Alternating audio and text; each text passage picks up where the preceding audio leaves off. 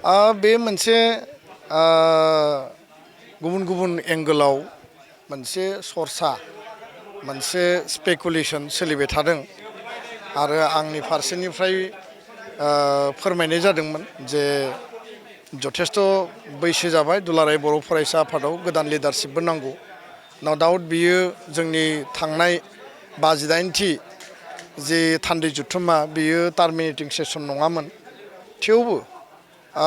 गासिबो परिबेस परिस्थितिखौ नायनानै आङो खावलायदोंमोन आरो बे खावलायनाय बायदि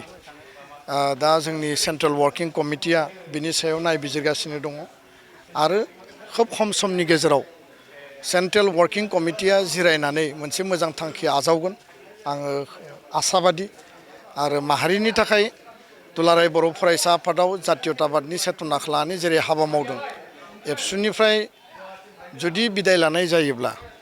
गासैबो थासारिफोरखौ नायजोबनानै जि थासारियाव जि परिबेसाव जि फोथाराव खामानि मावा मानो माहारिबाद आरो माहारिनि जेंना जेंसि सुस्रांनायानो मुल थांखि जागोन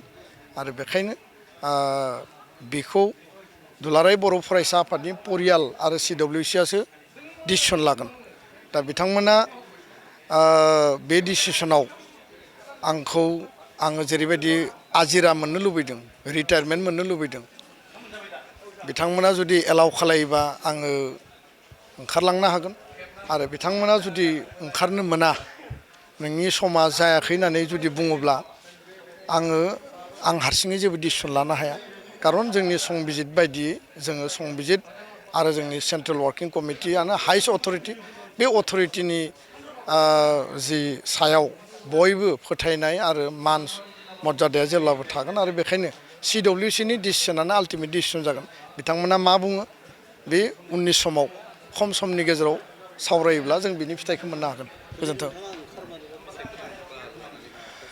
बिसायख'थियाव बाहागो लानाय लायैया दा जेबो बेबायदि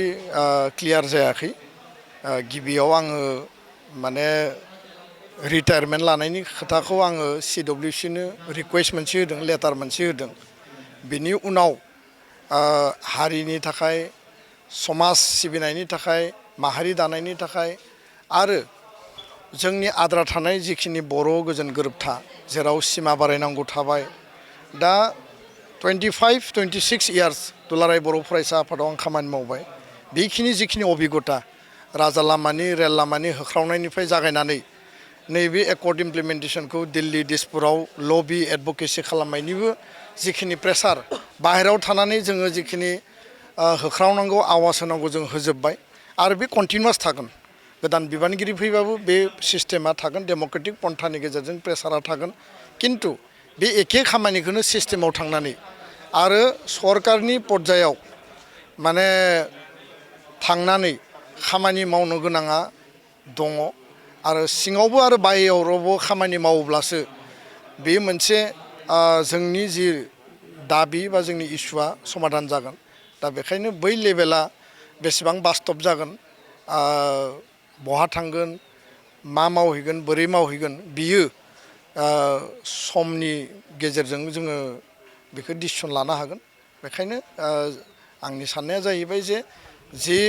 एक्सपिरियेन्सखौ एबसुआव थानानै मोनबाय बर' आइ आफा रायजो राजाया हाबा मावनो थाखाय स्कप होबाय बे एखे एक्सपिरियेन्सखौ लानानै सिस्टेमाव थानानै खामानि मावोब्ला बा मावनो मोनोब्ला आरो बे खाबुआ फैयोब्ला हारिनि जेंना जेंसि सुस्रांनायानो प्रधान लक्ष्य जागोन बेयाव गुबुन एजेन्डा गैया दा बेखायनो समाजो बुंगोन आरो आल्टिमेटलि CWCआ मा डिसिसन लायो दानो बेबायदि रोखा स्रा बुंनो हानाय कुनु परिबेस जाथ'वाखै गोजोन्थों बर' थुनलाइ आफादनि 65थि जि बोसोरसालिया जुथुमा बिजनीआव जानुवारि दानाव खुंफुंदोंमोन 9-10-11 आरो दिनै बे बिजनी जुथुमानि आद्रा थानाय मोनसे हाबाफारि मोनसे गोनांथार हाबाफारि जिहेतु बिजनी जुथुमाया बर' थुनलाइ आफादनि मोनसे टार्मिनेटिं इयारमोन आरो बे टार्मिनेटिं इयाराव गोजाम आफाद सिमफायनानै गोदान आफाद दानाय जे मोनसे खान्थि बे खान्थि बायदियै थान्दै मेलनि गेजेरजों जोबथा थान्दै मेलाव गोजाम आफादखौ सिमफायनानै केयारटेकार आफादगिरि सायख'नानै गोदान आफाद बा कमिटि दानायनि हाबाफारिखौ बै समाव मावफुंनाय जादोंमोन। नाथाय माखासे थासारि जाय थासारिया सोमजिनाङामोन बे थासारिया सोमजिनायनि थाखाय माखासे बिबानगिरिफोरखौ सायख'नाय जाबाय आरो माखासे बिबानगिरिफोरखौ सायख'नो हानाय जायाखिसै। लोगोसेनो मोनसे पस्टआवनो सानैनिफ्राय साथाम बा साबा दा बेयाव दिनै उदालगुरि बे कलेजनि माने अडिट'रियामाव मोनसे भटिंनि हाबाफारि बेयाव सोलिबाय थादों आरो बर' थुनलाइ आफादनि जि संबिजित दङ बे संबिजितनि आधारावनो थुनलाइ आफादा गावनो रिटार्निं अफिसार पलिं अफिसार बेबायदि एपइन्ट खालामनानै गासै प्रसेसखौ जोबोद गोजोन थासारिनि गेजेरजों सान्तिपुर्ण परिबेसनि गेजेरजों जोबोद ट्रान्सपारेन्ट मोनसे सिस्टेमनि गेजेरजों आंबो दा गेजेराव बाहागो लाफैनानै जोङो गाहायनिफ्रायनो बेखौ अबजार्भ खालामनो थाखाय खाबु मोनदों आरो बयबो जिल्लाफोरा आं मिथिनायाव मोनसे भट गावबा गावनि चइसनि जि बिजाथि बेयाव आफादगिरिनि थाखाय भटिं सोलिदों, लोगो आफादगिरिनि थाखाय भटिं सोलिदों, नेहाथारिनि थाखाय भटिं सोलिदों आरो रांगिरि मोनब्रै पस्टनि थाखाय जिखिनि बिबानगिरिफोर दङ बेनि थाखाय बेयाव सोलिगासिनो दङ। दुलाराय बर' फरायसा आफादा जोङो जेब्लायबो हास्थायो जे गासैबो जोंनि आफादनि मान मर्यादा आरो बर' थुनलाइ आफादखौ जोङो बयनिख्रुइबो गोजौसिनाव जिहेतु जों जेब्लायबो मान मर्यादा होबोदों आरो बेयो जोंनि बयनिबो डिउटि आरो रेसपन्सिबिलिटि। बेखायनो जेबो उसुबिदा जेबो गेना गोरोन्थि गैयाबासिनो सिस्टेमेटिक जि प्रसेसनि गेजेरजों सेनियर मस्ट थुनलाइ आफादनिनो गोबां दैदेनगिरि बिबानगिरिखौ दिनै बेयाव लाबोनानै बे भटनि प्रसेसखौ खुंफुंगासिनो दङ आरो बयबो बे सिस्टेमखौ लानानै बयबो जोबोद मा होनना बुङो बेखौ गोजोननायखौ फोरमायदों आरो खुब सम्भब माने प्राय भटिंआ जोबफैबायानो मोनसे मोननै जिल्ला दंबावो आरो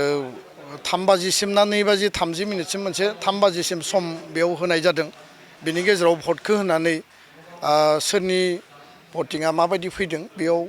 फैगोन। जेखि जाया मानो जोंथ' जेब्लायबो हास्थायो जे भटनि पर्यायसिम थाङालासिनो जोंनि दैदेनगिरि बिबानगिरिफोरखौ सायख'नो हायोब्ला बे कनसेनसास मोनसे परिबेसाव मोजां जायो। नाथाय थासारियानो बेबायदिमोन जायनि थाखाय बेयाव दिनै भटिंनि सिस्टेमा जादों। जाय बिबानगिरिफ्रानो फैया मानो आरो जायखौनो जिल्ला आफादफोरा सायख'आ मानो दुलाराय बर' फरायसा आफादा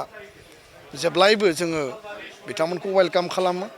आरो माहारिनि सार्थनि थाखाय जोङो ज' बर' थुनलाइ आफाद दुलाराय बर' फरायसा आफाद खौसेयै हारि दानायनि हारिनि जेंना जेंसि सुस्रांनायनि थाखाय जों खामानि मावलांगोन आरो बेखायनो गोदान टिमखौ आङो बयखौबो बरायबाय। बे काउन्टिंनि उनाव जिखि रिजाल्ट ओंखारा मानो जोङो मस्ट वेलकाम आं बेखिनिखौ फोरमायबाय आरो हारि दानायासो गुबै एजेन्डा। दा बेखायनो बे आयदाखौ लानानै जोङो ज'यै खौसे हाबा मावलांगोन।